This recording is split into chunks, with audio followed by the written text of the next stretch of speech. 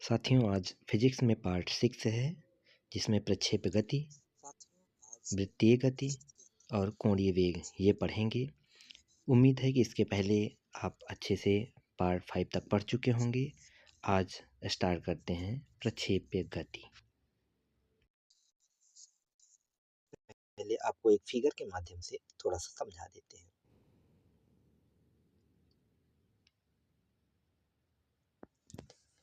मान लीजिए कि ये समतल है जिस पर हम गति कर रहे हैं, और समतल के इन्हीं एक बिंदु ए से आप थीटा कोण पर कोई वस्तु प्रक्षेपित कर देते हैं, मतलब फेंक देते हैं।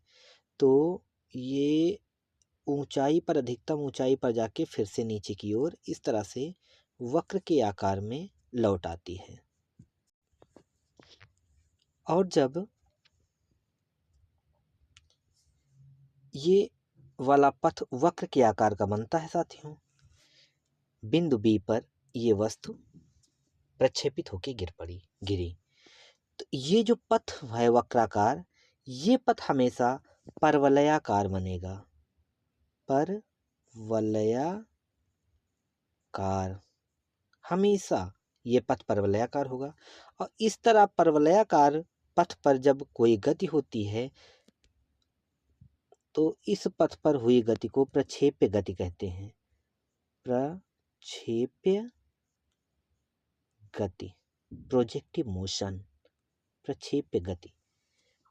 और बिंदु ए से बिंदु बी तक के बीच की जो न्यूनतम दूरी है, इसे बोलते हैं रेंज या फिर परास। अब इसमें एक खास ध्यान देने वाली बात यह है कि जब यहाँ से आप फेंके और इस तरह से परवलयाकार पथ में कोई पिंड गति किया, तो आप देखें तो फेंका तो इस दिशा में गया है साथियों, लेकिन वो इस दिशा में भाग रहा है। यहाँ देखें तो ये ऐसे निकल जाना चाहिए, लेकिन यहाँ पर मुड़ रहा है। यहाँ से मुड़ा तो इस दिशा में निकल जाना चाहिए, इस दिशा में, लेकिन यहाँ से फिर मुड़ गया। यहाँ से फिर भी जब मुड़ा तो इसको फिर इस दिशा में आगे बढ़ना चाहिए था, लेकिन ये फिर से इधर झुक गया और अंततः यहाँ बिंदु बी पर आके गिरा है। इसका मतलब कि प्रत्येक बिंदु पर पिंड की दिशा बदल रही है।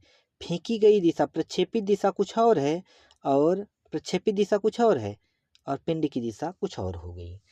मतलब प्रत्येक बिंदु पर प्रक्षेपित दिशा और पिंड की दिशा बदल रही है। दोनों ये अलग अलग रूट फॉलो कर रहे हैं, दिशा को फॉलो कर रहे हैं। इस तरह से इनके प्रत्येक बिंदु पर वेग भी बदल रहा है। यहाँ पर सबसे कम वेग हो गया है, यहाँ पर सबसे ज़्यादा है। ये कम होते होते यहाँ सबसे कम हो गया, उसके बाद फिर ज़्यादा होते होते ये अधिकतम फिर यहाँ मिल जाएगा।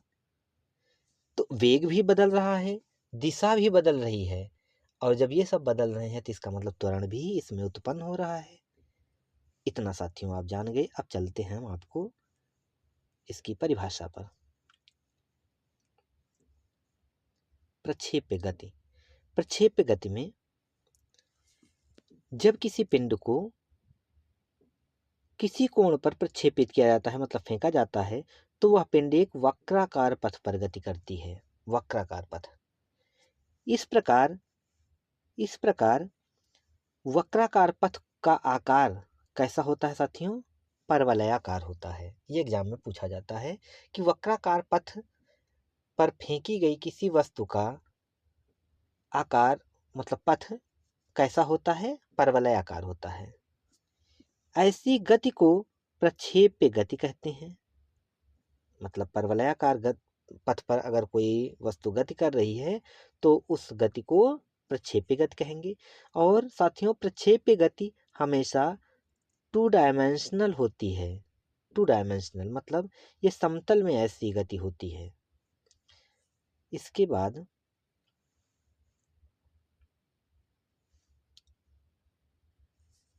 आप देखें तो प्रक्षेप की दिशा और पिंड के वेग की दिशा ये दोनों भिन्न भिन्न होते हैं।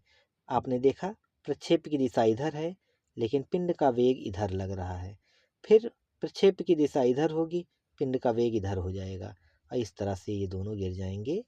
तो प्रक्षेप की दिशा और पिंड का वेग ये दोनों अलग अलग होते हैं, भिन्न भिन्न होती हैं इनकी दिशाएं।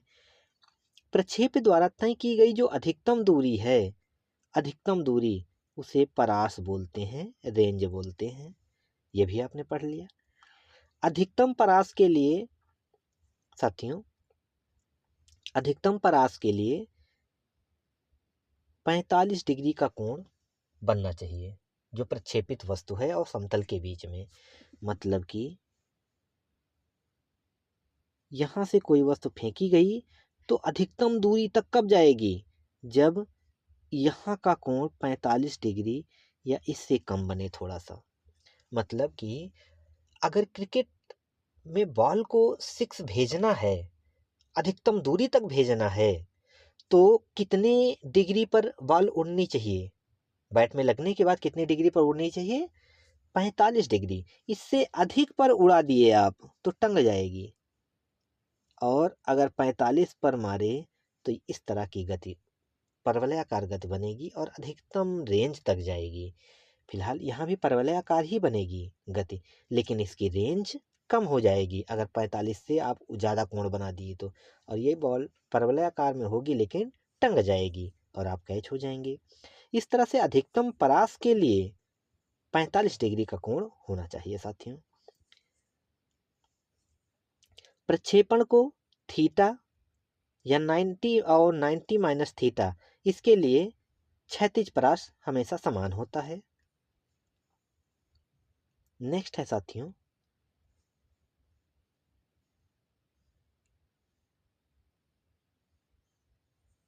प्रक्षेप पथ के उच्चतम बिंदु पर वेग व त्वरण के बीच 90 डिग्री का कोण होता है। उच्चतम बिंदु पर ये पूछते हैं एग्जाम में कि उच्चतम बिंदु पर जब आप फेंके तो उच्चतम बिंदु पर जब वो पिंड पहुंचा तो यहाँ पर कितने डिग्री का एंगल बनता है साथियों, वेग में और त्वरण के बीच में 90 डिग्री का एंगल बनता है। नेक्स्ट इसके कुछ उदाहरण देख लेते हैं। किसी दिशा में फेंका गया पत्थर, आपने फेंक दिया पत्थर, इस तरह से गिरा तो ये परवलयाकार पथ हो गया। धनुष से छूटा हुआ बाण, इसको भी आप समझ गए, यहां से बाण छोड़ दिए, ये जाके नीचे गिर गया। इस तरह से तोप से छूटा गोला, ये भी आप सोचे, तोप से छूटा यहाँ जाके गिर गया, परवलयाकार बन गया। आपको ये नहीं समझ में आ रहा होगा हवाई जहाज से जब बम गिराया जाता है तो ये परवलयाकार कैसे होता है। साथियों इसको जानने के लिए एक फिगर के माध्यम से समझते हैं।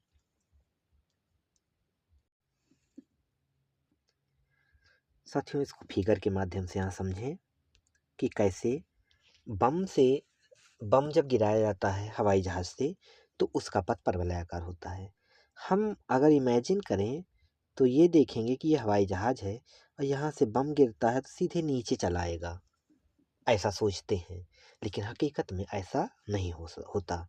मान लीजिए कि ये प्लेन इस दिशा में उड़ रहा है और यहाँ से जब कोई बम गिराया गया, यहाँ से बम गिराया गया तो ये बम इसी प्लेन की स्पीड से ही इस दिशा में भागेगा और कुछ दूर बाद चलने के बाद इसकी स्पीड, ये तो स्वतंत्र स्पीड हो गई अब, तो इसकी स्पीड धीरे धीरे घर्षण और गुरुत्वाकर्षण के प्रभाव से कम हो जाएगी, जिसके कारण से ये इस दिशा में इस तरह से गति करेगा।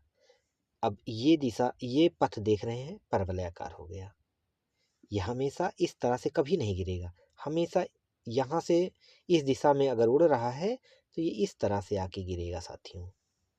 इसीलिए तो कई बार बम गिराने पर ये निशाने चूक जाते हैं, क्योंकि वो प्रोजेक्टिव मोशन पे गिरता है। फिलहाल वो स्पीड, जो त्रिकोणमिति पढ़ते हैं वो अच्छे से जानते होंगे कि स्पीड और एंगल में क्या संबंध है, और उसी के अनुसार वो उठा के गिरा देते हैं, तब वो अपने टारगेट को भेजता है। इस तरह से साथियों हवाई जहाज से गिराया गया बम ये भी परवलयाकार पथ को ही फॉलो करता है।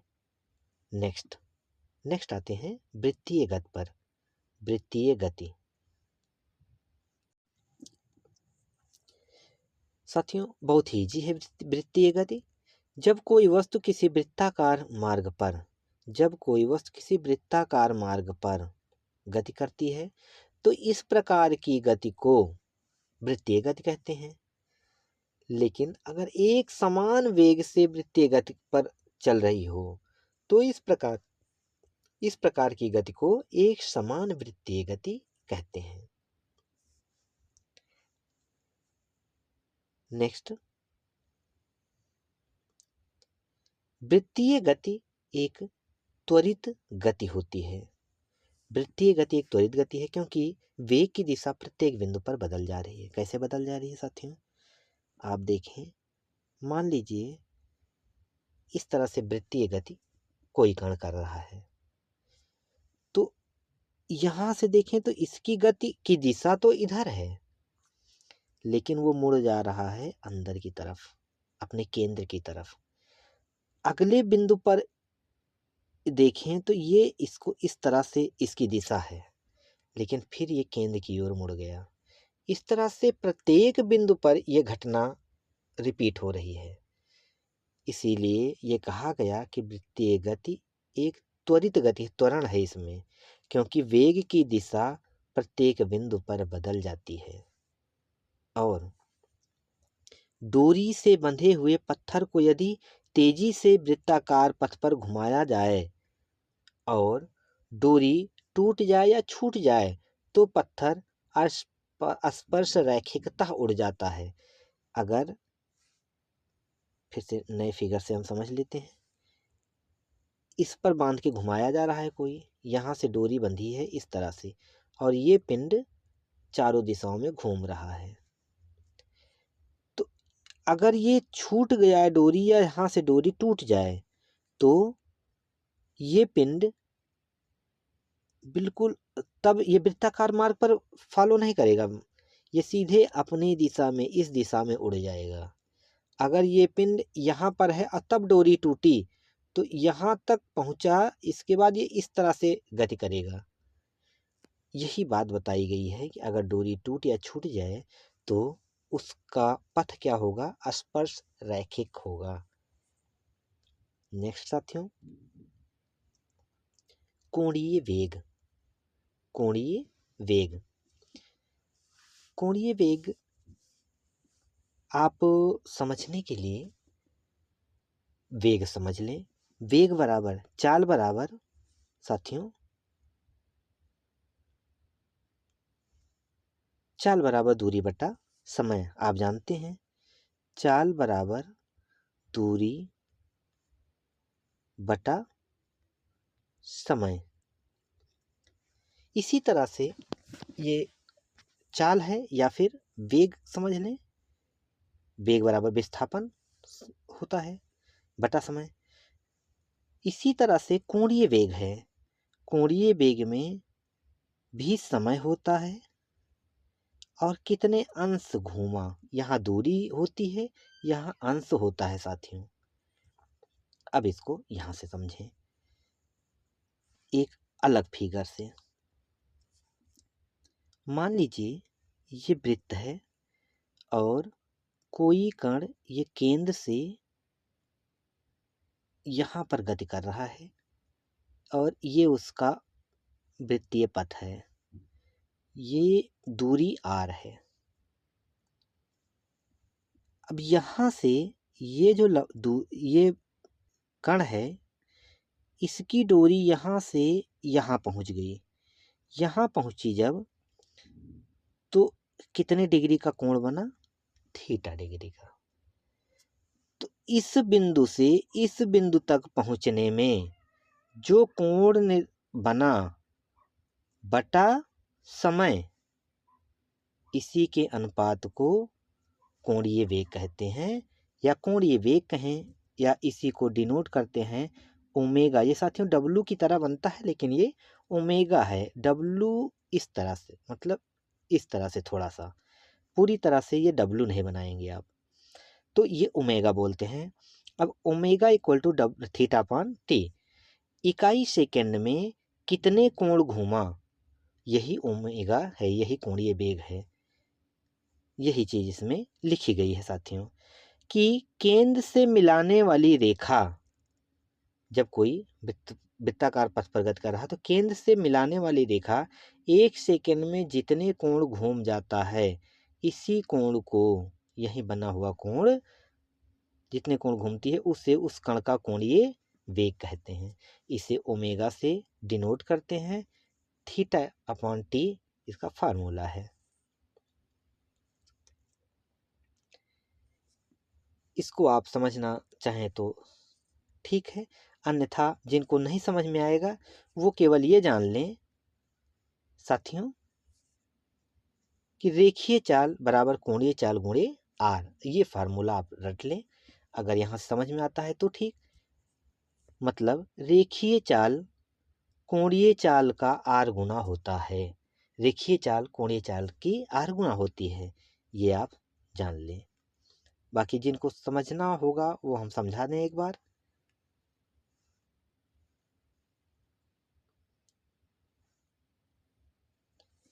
एक चक्कर में 360 डिग्री का कोण घूमता है कोई कण, 360 डिग्री कहें या फिर उसी को 2 पाई कह सकते हैं। यदि एक चक्कर में 2 पाई घूमता है तो n चक्करों में कितना घूमेगा, एक सेकंड में अगर n चक्कर लगा रहा है तो कितना होगी उसकी कोणीय वेग, 2 पाई n होगी। एक चक्कर में कोणीय वेग 2 पाई, तो n चक्कर में 2 पाई n हो गया। इतना तो समझ में आया ही होगा। यदि वृत्त की त्रिज्या r हो तो परिधि क्या हो जाएगी, 2 पाई r हो जाएगी, 2 पाई r परिधि।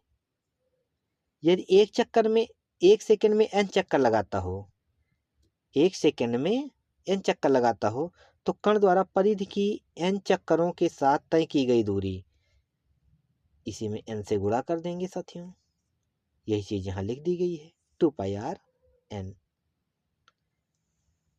अब 2 पाई r n तय की गई दूरी, n चक्करों के साथ तय की गई दूरी, इसी को रेखीय चाल बोलते हैं, इसी को रेखीय चाल। और 2 पाई r n को आप 2 पाई n कर दीजिए और r अलग कर दें, तो 2 पाई n को ही कोणीय चाल कहते हैं। यहाँ से देखें 2 पाई n, ये 2 पाई n कोणीय चाल है। यही चीज यहाँ लिखी गई है कि रेखीय चाल बराबर कोणीय चाल गुणे r। ये तो रहा साथियों आज के टॉपिक का कोणीय चाल, वृत्तीय गति और प्रक्षेप्य गति। फिर अगले वीडियो के साथ एक नए टॉपिक में मिलेंगे। तब तक के लिए पढ़ते रहें, बढ़ते रहें, स्वस्थ रहें, मस्त रहें। धन्यवाद।